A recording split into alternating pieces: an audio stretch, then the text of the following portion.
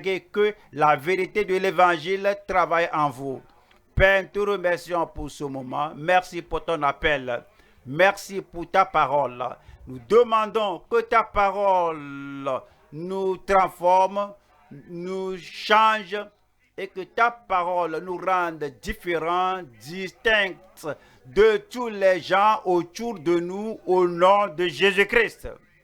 Que la grâce, la piété, la gloire que Christ a apporté à chaque vie se reflète dans chaque vie au nom de Jésus-Christ. Nous te disons merci parce que tu as exaucé. Au nom de Jésus, nous prions. Et que le peuple de Dieu dise Amen. Que le Seigneur vous bénisse.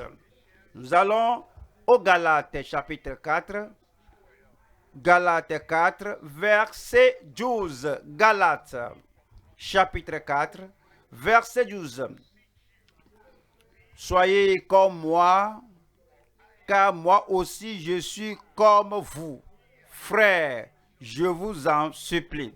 Vous ne m'aviez fait aucun tort. Vous savez que ce fut à cause d'une infirmité de la chair que je vous ai pour la première fois annoncé l'évangile. 14. Et mis à l'épreuve par ma chair, vous n'avez témoigné ni méprisé ni dégoût. Vous m'avez au contraire reçu comme un ange de Dieu, comme Jésus-Christ. Verset 15.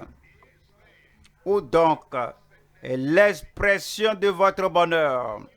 Car je vous atteste que si cela eût été possible, vous vous seriez arraché les yeux pour me les donner. Verset 16. Suis-je devenu votre ennemi en vous disant la vérité? Verset 17.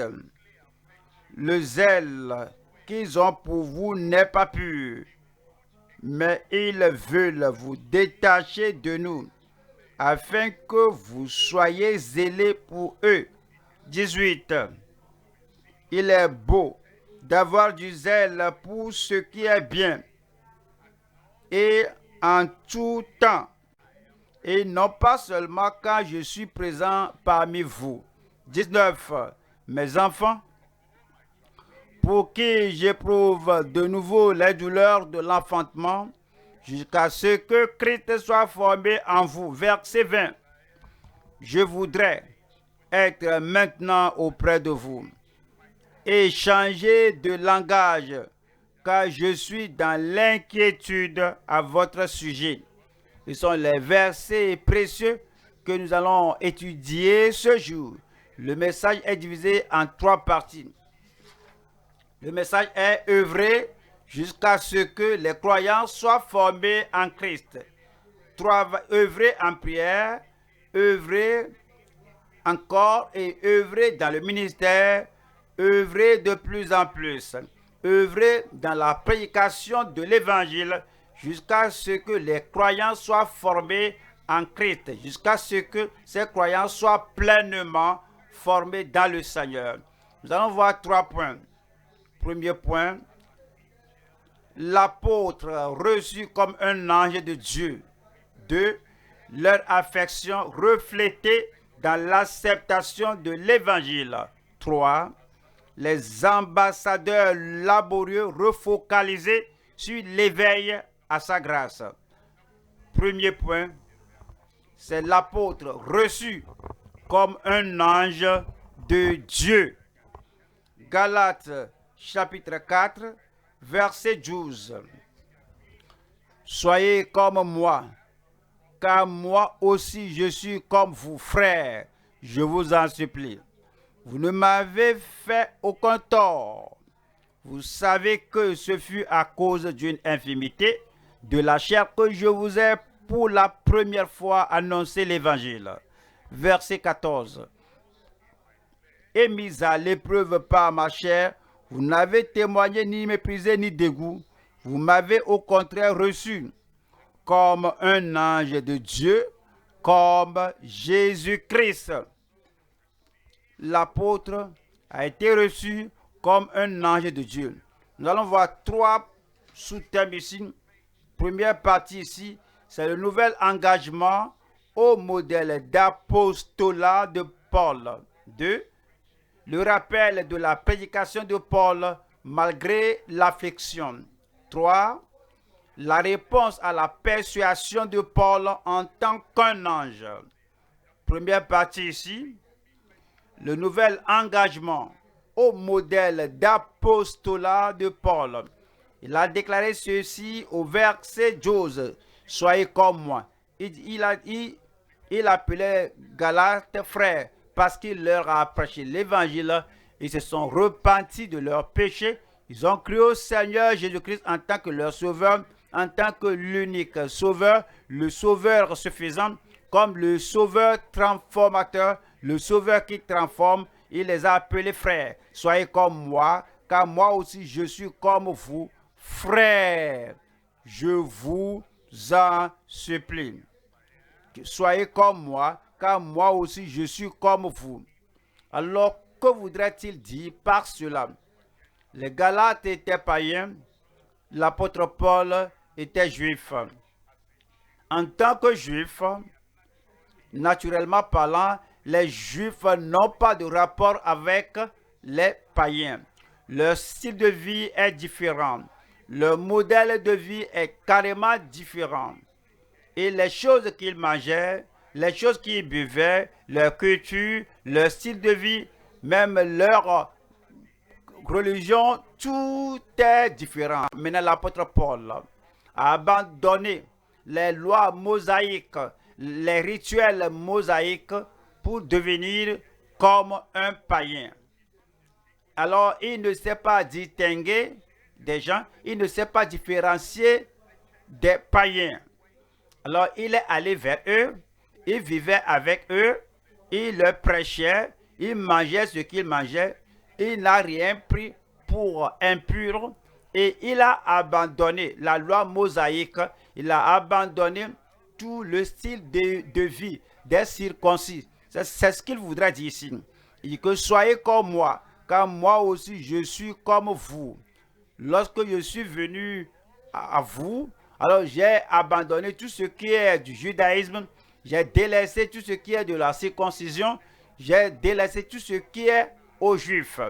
Maintenant, à cause de cela, vous vous êtes convertis, à cause de cela, vous avez vu, parce que je vous ai déclaré que l'évangile n'est pas affaire de juifs ou de païens, mais c'est pour tout le monde. Et Christ est pour tout le monde. Vous croyez à cela? Vous êtes devenu une nouvelle créature en Christ. Votre vie a changé. Et maintenant, je suis devenu comme vous, comme païen. Maintenant, je reste dans la grâce de Dieu. Je prêche la grâce de Dieu. Soyez comme moi. J'ai abandonné tout ce qui est du judaïsme. Soyez comme moi. J'ai déprécié, j'ai détruit le vrai fondement de la circoncision. Soyez comme moi. Alors, j'ai le regard sur Christ. Je dépends de Christ. Je demeure dans la grâce de Christ seul. Soyez comme moi. Je suis devenu une nouvelle créature. Je ne considère plus que disant ceci est grec, ceci est juif. Non, ma vie est centrée, ma vie est focalisée sur Christ seul. Soyez comme moi, parce que moi aussi, je suis comme vous. Je suis devenu comme païen. 1er Corinthiens, chapitre 9, verset 20. Avec les Juifs, j'ai été comme Juif, afin de gagner les Juifs, avec ceux qui sont sous la loi comme sous la loi, quoique je ne sois pas moi-même sous la loi, afin de gagner ceux qui sont sous la loi. 21. Avec ceux qui sont sans loi, comme les païens, comme les Galates, comme vous, avec ceux qui sont sans loi, comme sans loi.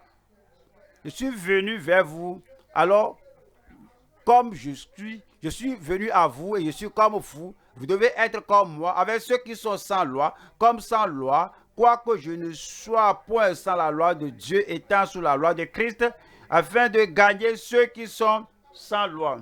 C'est ce qu'il disait. Je suis devenu comme vous, afin de vous gagner.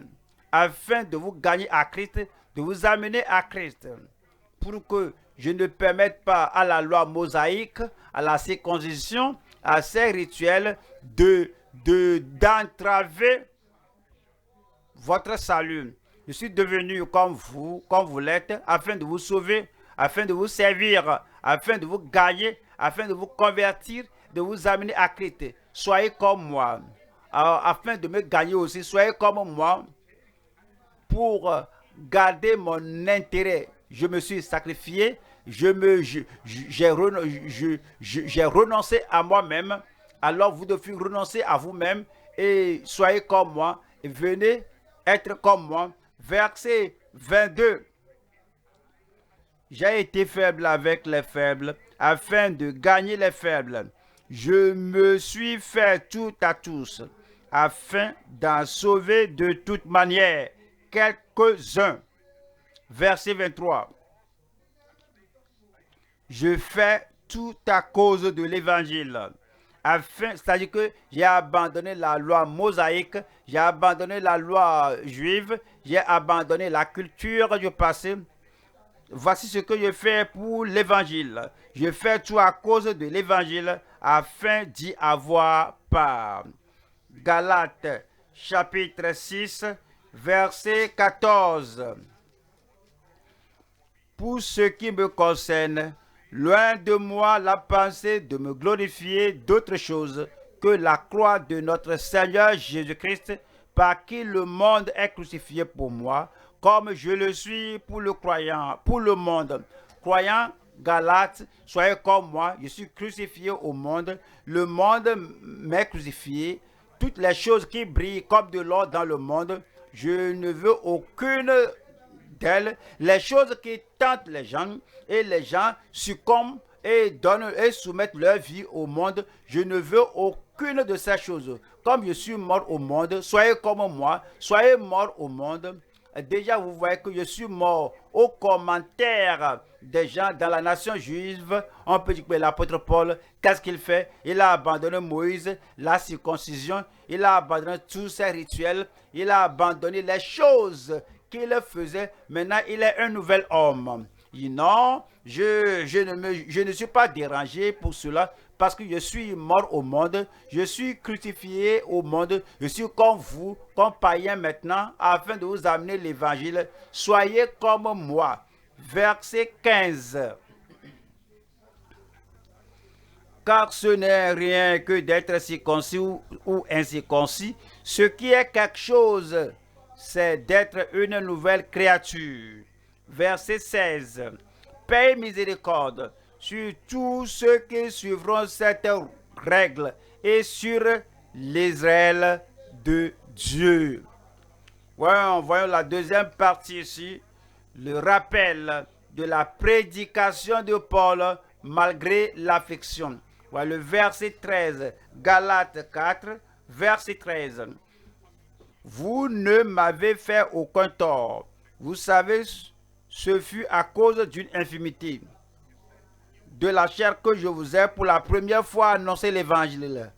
Pour la première fois l'évangile. Vous vous rappelez, lorsque j'étais arrivé chez vous, il y avait des défis, la persécution, l'infirmité, mais au travers de l'infirmité de la chair, je n'ai pas dit que je ne peux pas aller là-bas, je ne peux pas atteindre là-bas. Il y a des échades sur la voie, il y a des cailloux sur la voie, et la voie là-bas est escarpée, la voie là-bas est rugueuse, il y a des dangers là-bas, mais je suis arrivé à vous en dépit des persécutions, en dépit des obstacles, en dépit des infirmités, en dépit des afflictions. Je suis venu vous prêcher l'évangile pour la première fois avec tous ces défis. Partout où Paul allait, il y a des difficultés et des afflictions là-bas, mais il ne se dérangeait pas. 1er Corinthiens 1, verset 1er Thessaloniciens 1, 5. 1er Thessaloniciens 1, 5. Notre évangile ne vous ayant pas été prêché en parole seulement, mais avec puissance, avec l'Esprit Saint et avec une pleine persuasion, car vous n'ignorez pas que nous nous sommes montrés ainsi parmi vous à cause de vous. Alors, nous avons agi comme s'il n'avait pas de douleur, comme s'il n'avait pas de défi, comme s'il n'avait pas d'affliction. On fait tout cela à cause de vous. Verset 6. Et vous-même, vous avez été mes imitateurs et ceux du Seigneur en recevant la parole au milieu de beaucoup de tribulations, beaucoup d'opposition, beaucoup d'infirmités, avec la pression et la douleur qu'on ressentait. Nous continuons d'avancer, de prêcher, de pousser, parce que votre salut est primordial dans notre cœur, avec la joie du Saint-Esprit. Et le verset 7 dit, en sorte que vous êtes devenus un modèle pour tous les croyants de la Macédoine et de l'Achaïe.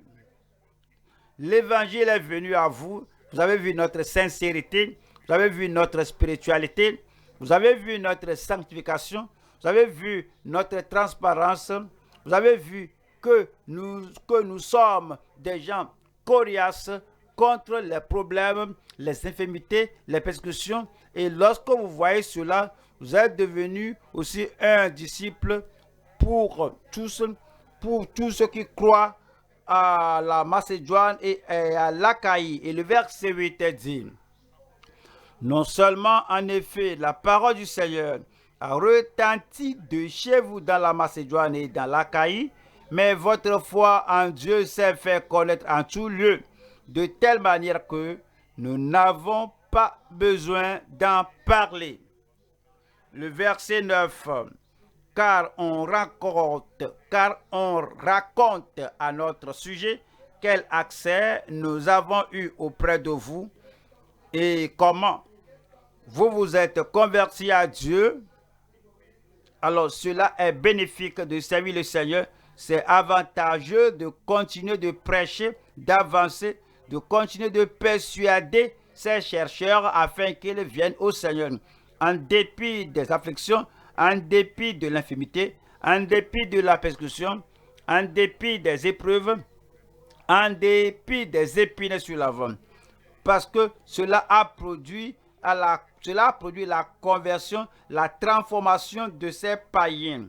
Alors, c'est dit que quand vous vous êtes convertis à Dieu en abandonnant les idoles pour servir le Dieu vivant et vrai. Verset 10.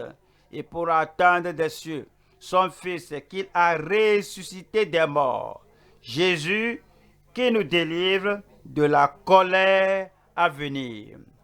Vous voyez, des multitudes étaient délivrées de la colère à venir, de la punition éternelle, de l'étang éternel, quelle que soit l'affliction, la persécution, quelle que soit l'infimité, on supporte cela afin de pouvoir amener l'évangile qui sauve la vie aux gens. Et cela est bénéfique. Voyons la troisième partie ici. La réponse à la persuasion de Paul en tant qu'un ange. Galates chapitre 4, verset 14. Et mis à l'épreuve par ma chair, vous n'avez témoigné ni mépris ni dégoût. Oui, Paul allait prêcher l'évangile. Il y a des fois où il a été lapidé et cela a laissé des cicatrices sur lui. Parfois, il a été battu. Cela a laissé une certaine faiblesse dans son corps. Des fois, il a eu de naufrages. Cela a laissé quelques blessures à son corps, quelques cicatrices. On dirait, oui, c'est un homme persécuté. À le voir, on dirait que c'est un homme lapidé. Regardez, cet homme a traversé bien de choses et cela pesait sur son corps. Cependant, cet homme allait toujours prêcher l'évangile et il ne se dirigeait pas que on voit des balafres à son visage, on voit des cicatrices sur son corps, et comme il n'était plus agile, il n'était plus un homme vigoureux comme étant capable. Alors à cause des choses qu'il a traversées, il a dit que mes épreuves, mes tentations et dit, et mis à l'épreuve par ma chair, vous n'avez témoigné ni mépris ni dégoût. Vous m'avez au contraire reçu comme un ange de Dieu, comme Jésus-Christ. C'est-à-dire qu'ils ont reçu la parole qu'il prêchait telle qu'il l'aurait reçue de la bouche d'un ange de Dieu. Alors ils ont reçu l'évangile qu'il leur prêchait comme si Christ lui-même descendra du ciel pour leur prêcher cet évangile. Alors comme ils ne peuvent pas argumenter avec Christ, alors ils n'avaient pas argumenté avec Christ, comme ils ne pouvaient pas argumenter avec un ange, alors ils ne l'avaient pas fait avec Paul. Ils ont reçu son message, son ministère, sa prédication, comme s'il est un ange de Dieu qui est venu leur prêcher la parole. 1er Thessaloniciens 2, verset 13. C'est pourquoi nous rendons continuellement grâce à Dieu de ce qu'en recevant la parole de Dieu, que nous vous avons fait entendre, et non pas considérer notre aspect physique, ils n'ont pas considéré notre faiblesse corporelle, ils n'ont examiné rien de terrestre sur nous, rien du monde, rien de naturel, rien d'humain. Mais vous avez entendu la parole de Dieu, vous avez reçu la parole de Dieu que vous avez entendue de nous, vous avez reçu la parole, non comme cela est de l'homme, mais ainsi qu'elle est véritablement comme la parole de Dieu qui agit en vous qui croyez. C'est ainsi qu'ils ont reçu la parole de Dieu. Galates chapitre 3, 19. Galates 3, 19. Pourquoi donc la loi? Elle a été donnée ensuite à cause des transgressions, jusqu'à ce que vint la postérité à qui la promesse avait été faite. Elle a été promulguée par des anges au moyen d'un médiateur.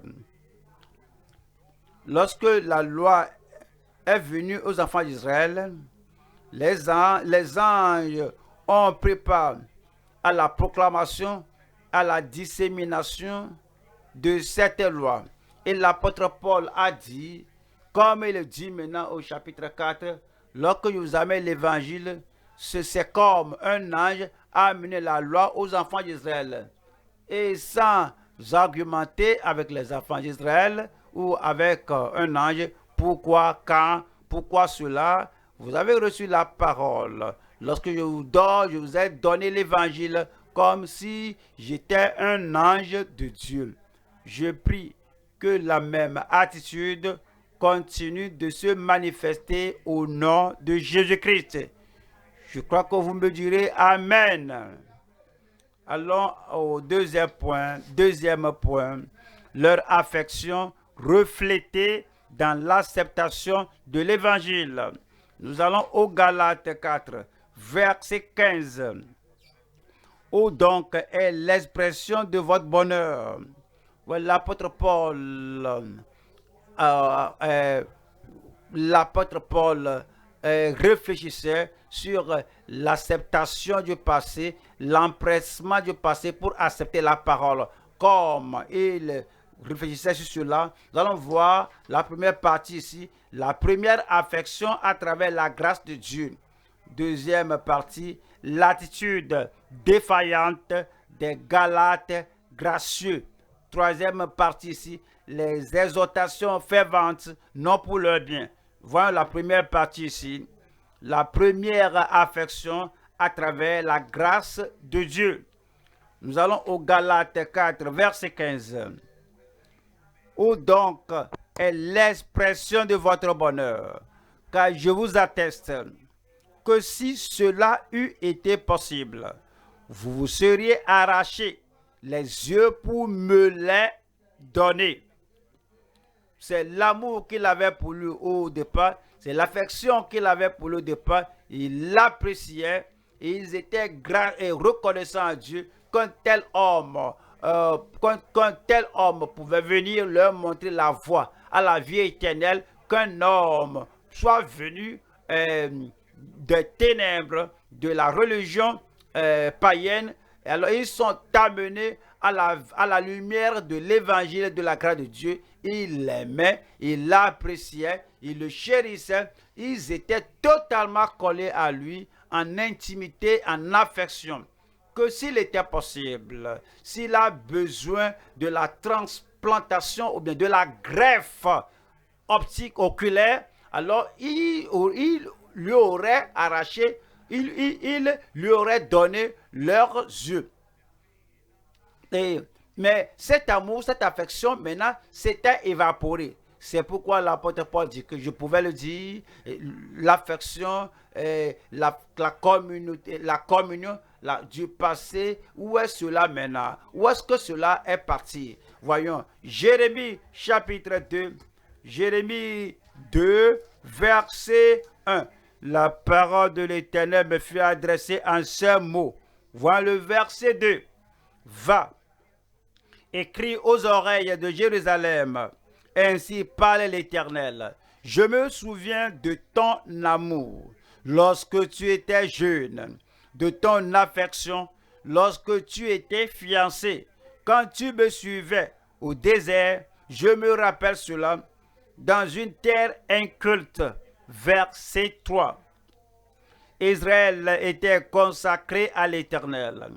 Le Seigneur les a regardés et dit, les choses sont différentes maintenant avec vous, Israël. Lorsque je considère le passé, lorsque je considère la joie de suivre le Seigneur, la dévotion pour suivre le Seigneur et l'obéissance du passé, et comme votre attachement à moi, et je vous vois maintenant, je peux simplement dire que Israël était consacré au Seigneur. Ce que le Seigneur désire, c'est que, ce que le Seigneur exige, ce qu'il aime, c'est pas que qu'on soit comme à l'époque là et ne pas l'être maintenant. Il veut que Israël lui soit consacré maintenant. Il veut que l'Église soit sainte pour lui maintenant. Il veut que toi, en tant que membre, corps du Christ, que tu sois consacré au Seigneur maintenant. Il veut la même affection, le même premier amour, la même dévotion, la même transparence. Il veut que tu demeures consacré au Seigneur chaque jour, à tout moment, à la croisée des chemins, où que tu sois, quel que soit ce qui se passe. Israël était consacré à l'Éternel et il était les prémices de son revenu. Tous ceux qui en mangeaient se rendaient coupables et le mal fondait sur eux, dit l'Éternel. Matthieu 24, verset 10. Matthieu 24, 10. Alors aussi plusieurs succomberont et ils se trahiront, se haïront les uns les autres. Verset 11. Plusieurs faux prophètes s'élèveront et ils séduiront beaucoup de gens. Verset 12. Et parce que l'iniquité se sera accrue, la charité du plus grand nombre se refroidira. Il ne veut pas que notre amour se refroidisse. Il veut qu'on continue de l'aimer de tout notre cœur, de toute notre âme, de toute notre pensée. Il ne veut pas qu'on utilise le passé pour notre salut, pour notre sanctification, pour notre service, pour notre affection, pour notre intimité avec lui. Il veut que cela soit une expérience courante, présente, continuelle, que tel qu'on l'aimait dans le passé, qu'on continue de l'aimer ce jour. Parce que l'iniquité se sera accrue, la charité du plus grand nombre se refroidira. Verset 13. Mais celui qui persévérera jusqu'à la fin sera sauvé. Quelle révélation! La joie d'hier ne suffit pas pour aujourd'hui. La fidélité des années écoulées ne suffit pas pour aujourd'hui. L'engagement, la consécration, l'amour de Dieu des années écoulées ne suffisent pas pour aujourd'hui. Ce n'est pas une expérience historique. tel 1900 tel, j'étais né de nouveau, mais on veut une expérience présente, courante, une vie présente dans la sainteté, dans la justice. Je me rappelle des années passées, je suis sanctifié, cela ne suffit pas. Il veut un témoignage courant, un cœur qui est purifié, un cœur qui est circoncis, un cœur qui est saint, totalement soumis, totalement consacré au Seigneur sur l'autel. Alors, j'avais de grandes normes de vivre pour Dieu. Cela ne suffit pas. Il veut que ces grandes normes de la parole de Dieu soient maintenues jusqu'à ce jour, jusqu'à ce qu'il revienne. C'est pourquoi c'est dit que celui qui persévérera jusqu'à la fin sera sauvé. Verset 14. Cette bonne nouvelle du royaume sera prêchée dans le monde entier jusqu'à la fin du monde. Qu'est-ce qui se passe? Il y a la pandémie là-bas, le problème là-bas, le fléau, la maladie, la pauvreté, l'économie, ceci et cela. Quel que soit ce qui se passe, cet évangile du royaume sera prêché sera prêché partout dans le monde pour servir de témoignage à toutes les nations. À toutes les nations, alors viendra la fin. Il dit que nous devons évoluer, nous devons augmenter nos sorties, nos campagnes d'évangélisation. Nous devons pénétrer dans notre monde avec l'évangile. Que cette bonne nouvelle du royaume soit prêchée. Et vous devez servir, vous devez rechercher. Il y a des gens qui disent que ce que je fais maintenant, c'est tout ce que je peux faire. Cela ne suffit pas. Dans le monde d'aujourd'hui, c'est tout ce que je sais. C'est ce que moi je fais. C'est tout ce que moi j'ai appris. Non, les choses changent. Si vous ne changez pas, vous deviendrez inutile. Ouais, je me rappelle lorsqu'on enseignait dans ces jours-là, 30 ans, 40 ans passés, lorsqu'on enseignait, ouais, on utilisait le tableau noir avec la craie et le chiffon. Cela n'est plus applicable ce jour. Si vous ne savez pas comment manier l'ordinateur, comment surfer, si vous ne savez pas comment envoyer vos leçons par l'Internet, si vous ne savez pas comment corriger les notes des élèves sur l'Internet, donc tu n'es pas utile ce jour. Si tu es un enseignant de 20 ans passés, et c'est la vieille méthode là, où tu seras au thé du service. La même chose s'applique à l'évangile. Comme on a l'évangile maintenant, Jésus a dit que cet évangile du royaume alors sera prêché dans le monde entier pour servir de témoignage à toutes les nations. Ouais, vous savez, Nebuchadnezzar l'a fait. La façon dont il l'a fait, il a voulu envoyer son témoignage.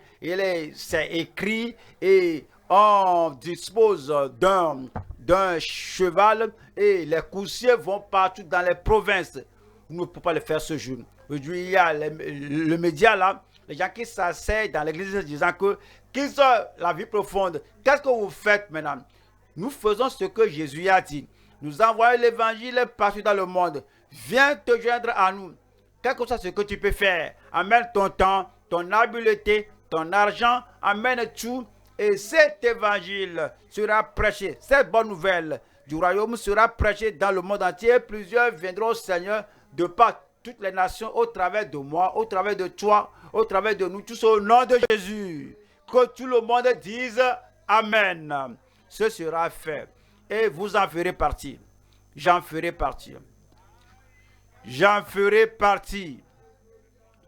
Puisse le Seigneur bénir l'œuvre de votre main pour le salut des âmes au nom de Jésus-Christ. Voyons la deuxième partie ici. L'attitude défaillante des Galates gracieux.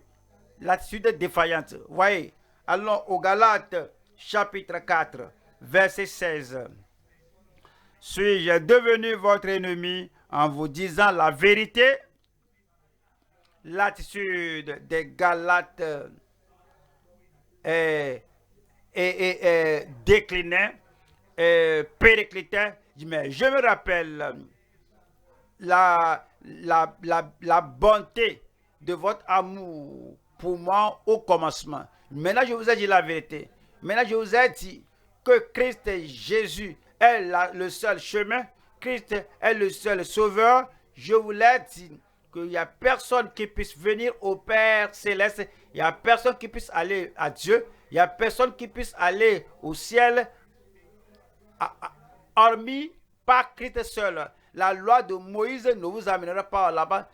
Essayez de vous changer ne vous qualifiera pas. Observez les rites religieux ne vous aidera pas. La justice morale ne vous aidera pas. Je vous ai dit cela. Voici maintenant la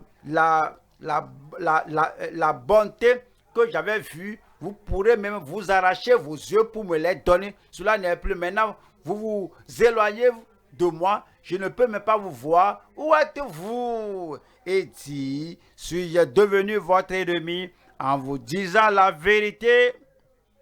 Alors ça c'est aux Galates. Maintenant, revenons à nous-mêmes.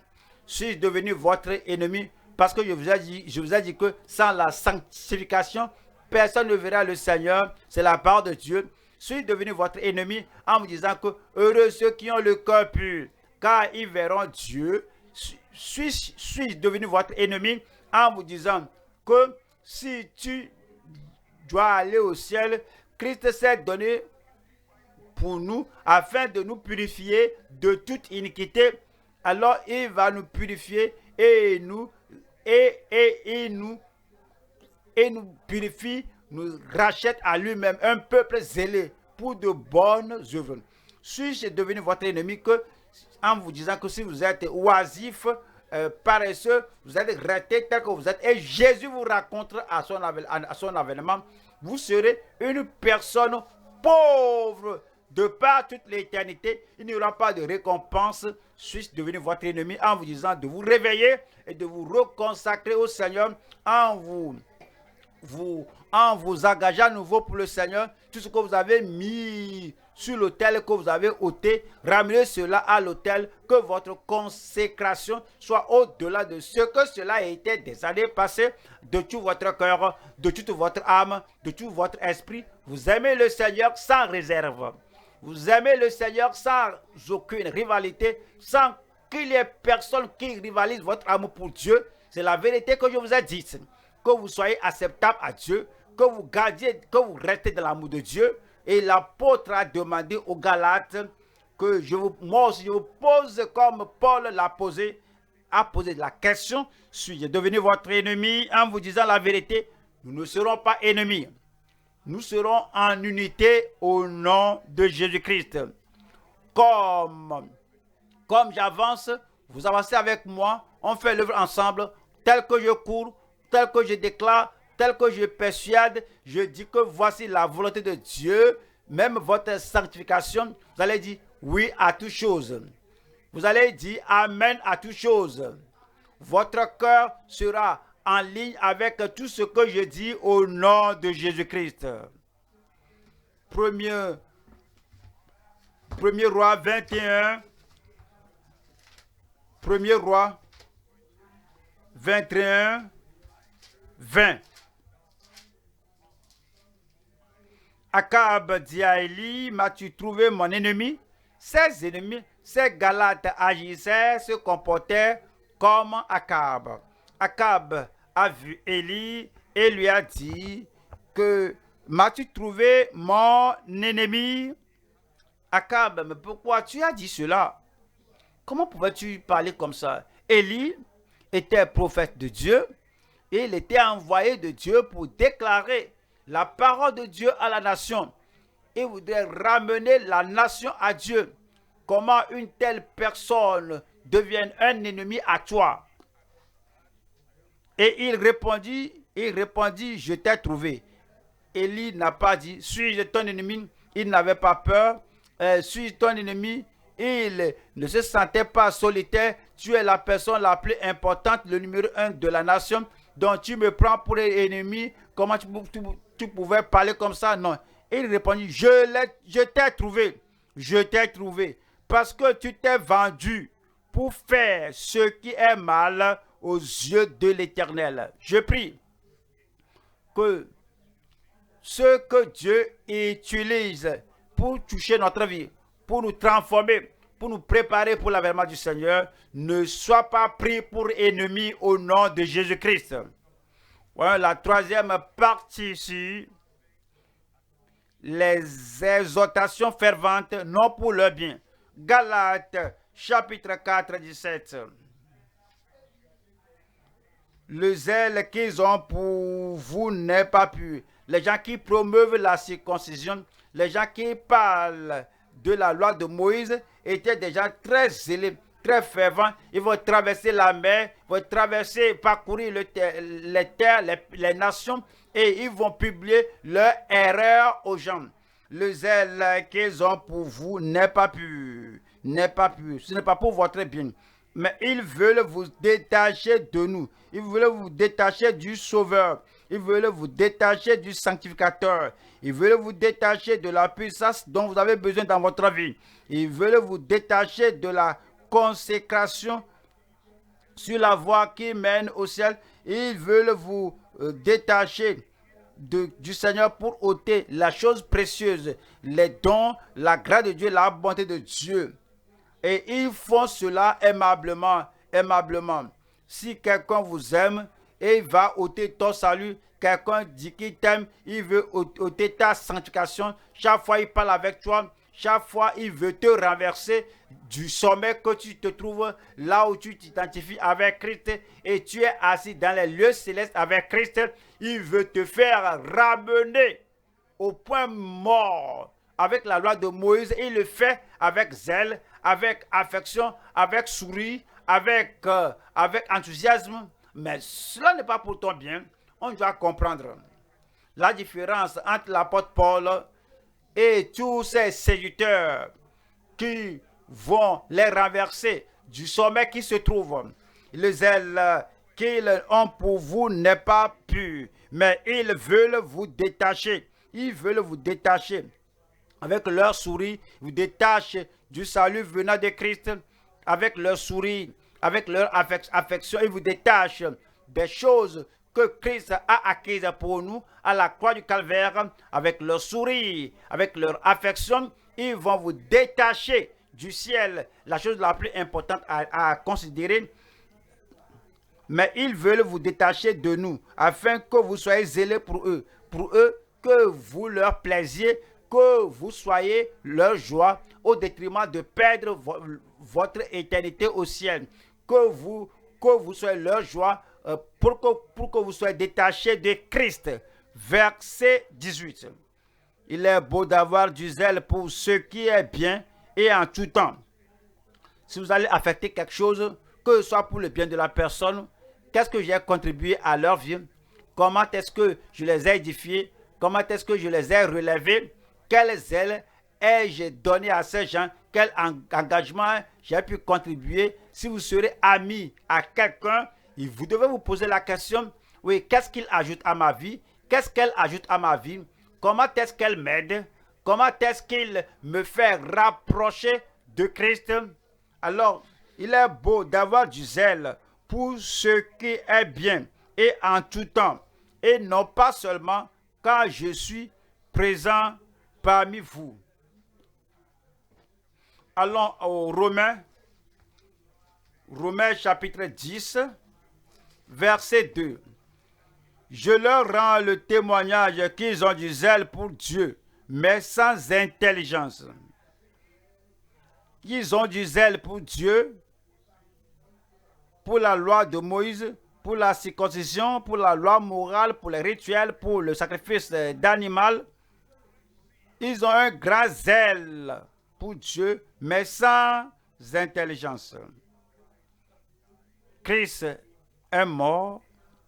Alors, ils n'ont pas amené la mort de Christ à leur zèle. Christ a pourvu le salut, mais ils n'ont pas amené la provision de Christ, son salut, à leur religion. Alors, ils sont toujours zélés comme il était dans le Lévitique. Ils étaient zélés comme il était dans le Deutéronome. Mais ils ont oublié le calvaire. Ils ont oublié le salut. Ils ont oublié le Sauveur. Ils ont oublié ce que Dieu lui-même a dit.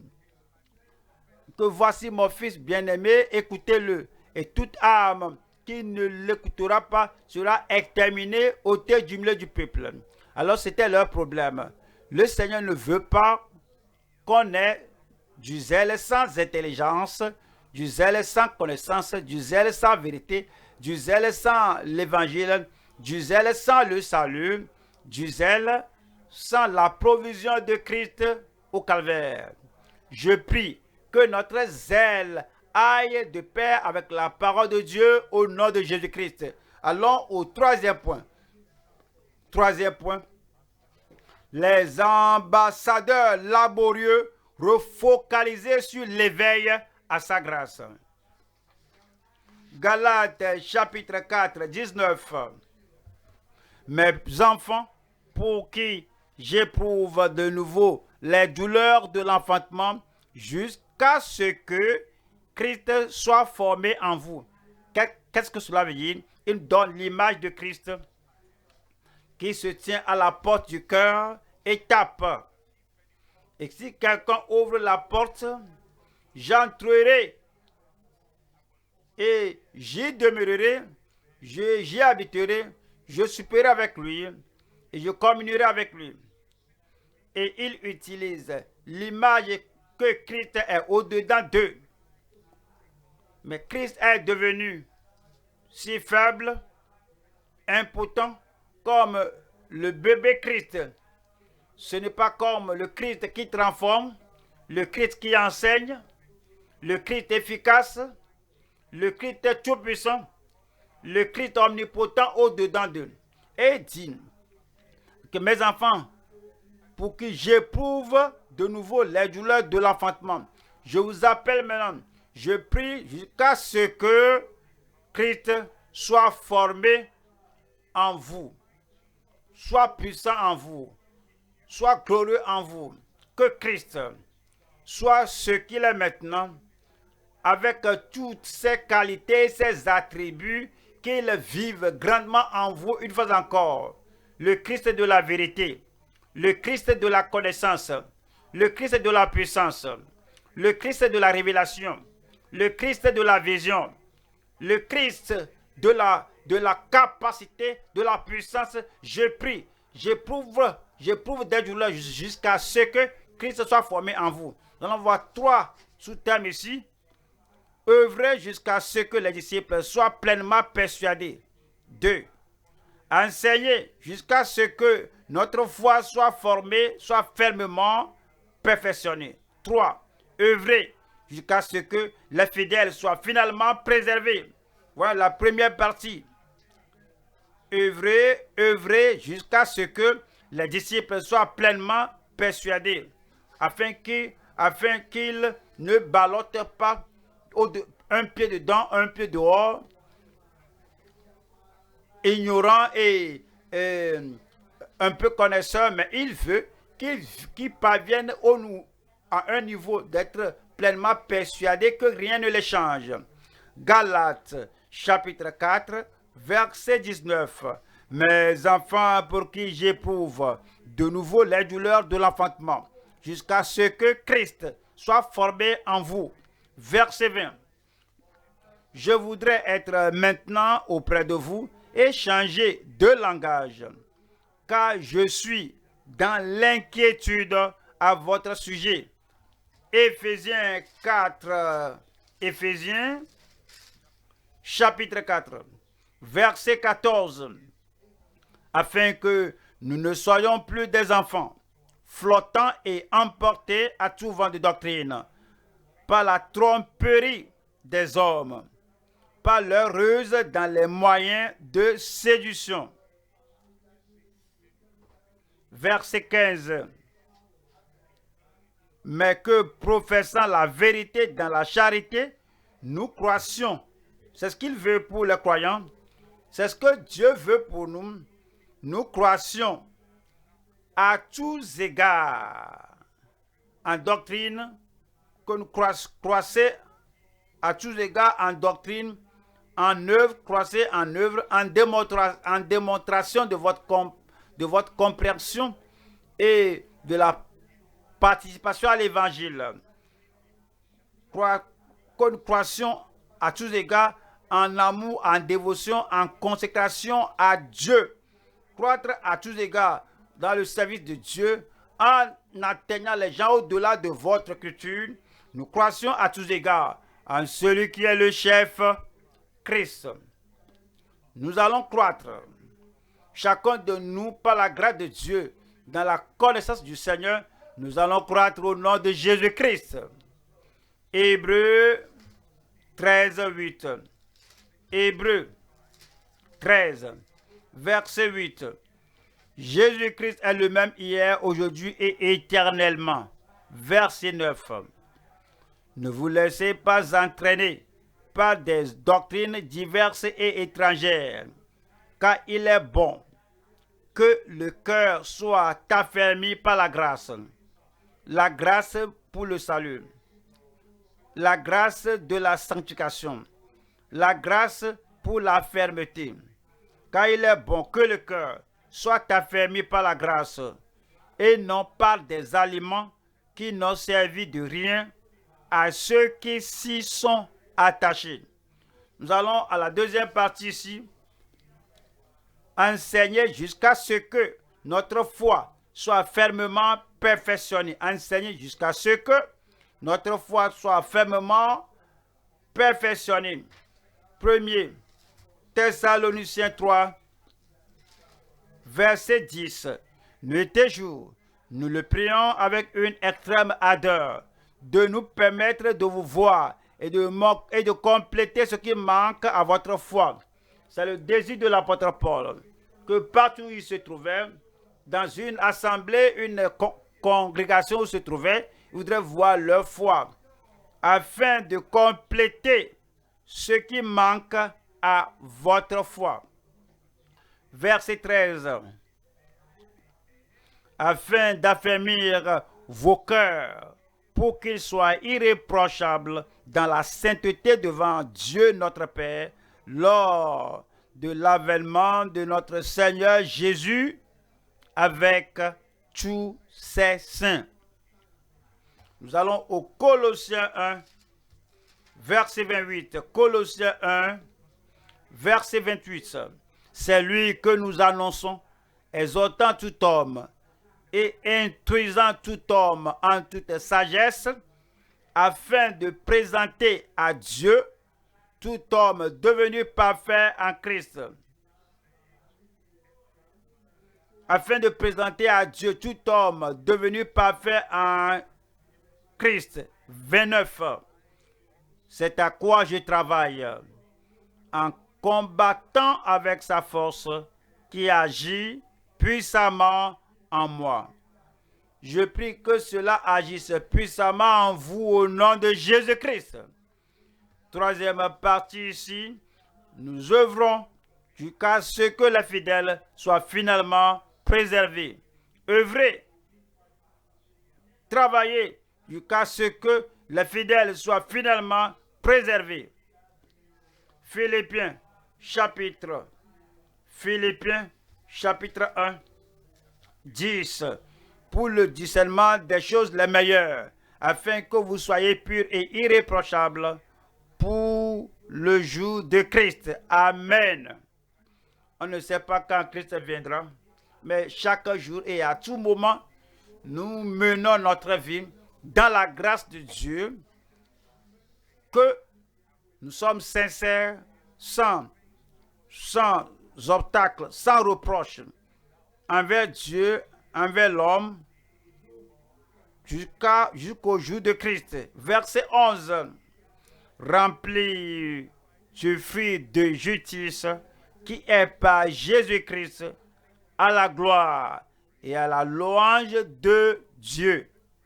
Je prie que vous soyez fermes, que vous restez consacrés, stables, fermes, jusqu'à la fin au nom de Jésus-Christ. Si cela va se passer, voyons Apocalypse chapitre 2, verset 25. Seulement ce que vous avez,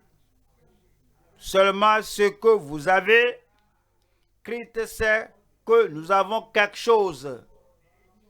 Les anges le savent. Ils savent que nous avons quelque chose. L'apôtre Paul savait que les Galates avaient quelque chose déjà. Mais les Juifs voudraient ôter quelque chose de leur main. J'ai quelque chose. Vous avez le salut, vous avez quelque chose. Vous avez la sanctification, vous avez quelque chose. Vous avez le service de Dieu dans votre main, vous avez quelque chose. Vous avez l'amour pour Dieu, vous avez quelque chose. Seulement ce que vous avez, retenez-le jusqu'à ce que je vienne. Qui va retenir cela? Qui va rester ferme jusqu'à la fin? Retenez-le jusqu'à ce qu'il vienne. Et la grâce de Dieu, que la grâce de Dieu demeure dans votre vie au nom de Jésus. Tenons-nous debout maintenant et parlons au Seigneur. La bonne chose que nous avons, le salut, les expériences chrétiennes, la puissance, la gloire, la piété, la présence de Dieu, toutes bonnes choses que nous avons, retenez-le jusqu'à ce qu'il vienne. Parlez au Seigneur.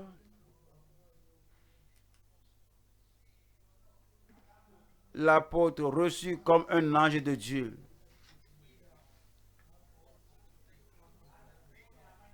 Nous avons reçu aujourd'hui l'engagement. Nous avons reçu notre nouvel engagement au modèle d'apostolat de Paul. Soyez comme moi. Parlez au Seigneur. Comment était-il? Il a abandonné toute la loi mosaïque. Il était devenu comme un païen. Il s'était identifié avec eux. Il a mangé avec eux. Il dépendait de Christ. Il voudrait qu'il dépendait de lui. Alors, en se fiant à la loi mosaïque, cela va les limiter. Il s'est concentré sur Christ. Il s'est sacrifié. Il a renoncé à lui-même et leur a dit de renoncer à eux-mêmes. Il était mort aux commentaires et aux critiques du monde. Priez le Seigneur, disant, Seigneur, je veux être mort aux commentaires du monde. Quel que soit ce qu'ils disent, alors je vais au ciel. Aujourd'hui, le Seigneur nous a parlé sur le rappel de la prédication de Paul malgré les afflictions et les défis, les afflictions, parce que les âmes des hommes étaient importantes. C'est la parole du Seigneur. Est-ce que la parole du Seigneur a la première place en vous? Priez le Seigneur. Je veux que la parole ait la première place en moi. La réponse à la persuasion de Paul en tant qu'un ange. Ils n'ont pas reçu la parole comme cela provient d'un homme. Ils ont reçu la parole comme si c'est un ange qui leur parlait. Malgré les stigmates de la persécution, les choses qui l'ont affaibli, ils prêchaient l'évangile. Ils ont reçu son message, sa prédication, son ministère, comme si cela provient d'un ange. Est-ce que vous recevez les messages de notre Père dans le Seigneur de cette manière? Arrivez à l'étude biblique. Est-ce que vous vous concentrez sur la parole? On a vu leur affection reflétée dans l'acceptation de l'évangile.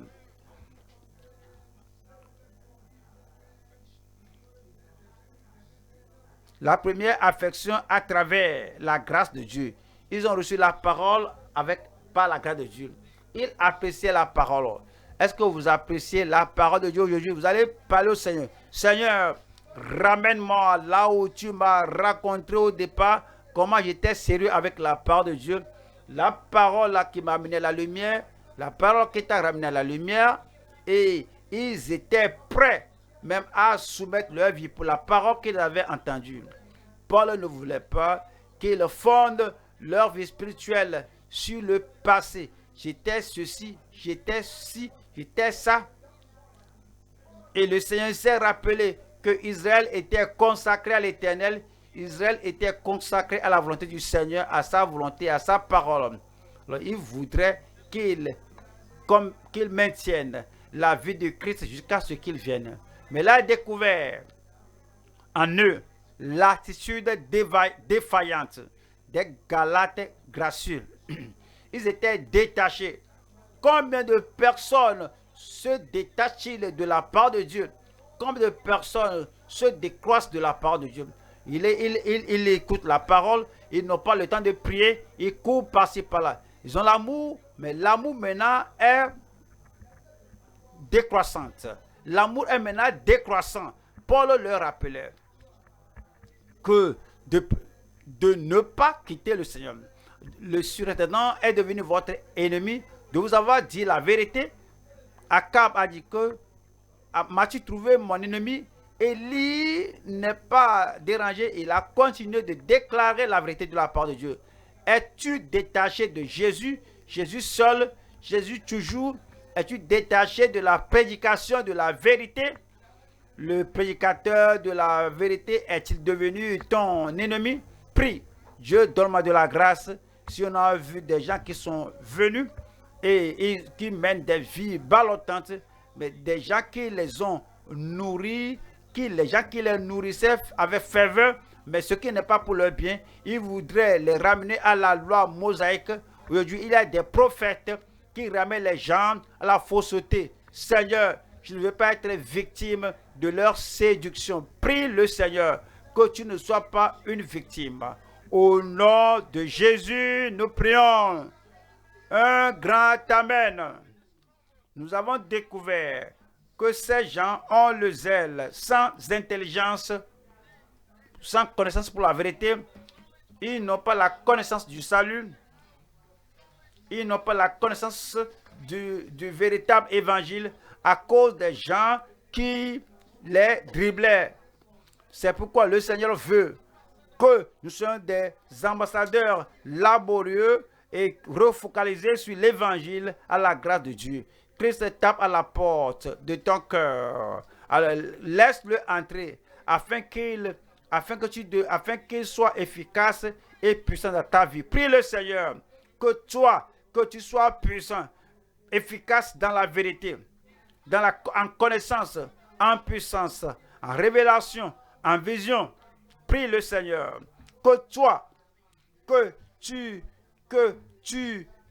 œuvres, que tu pries jusqu'à ce que les disciples soient affermis, qu'il y ait la stabilité en eux, qu'ils ne soient pas ballottés par-ci par-là. Ceux à qui tu prêches, prie pour qu'ils ne soient pas ballottés, qu'ils soient stables.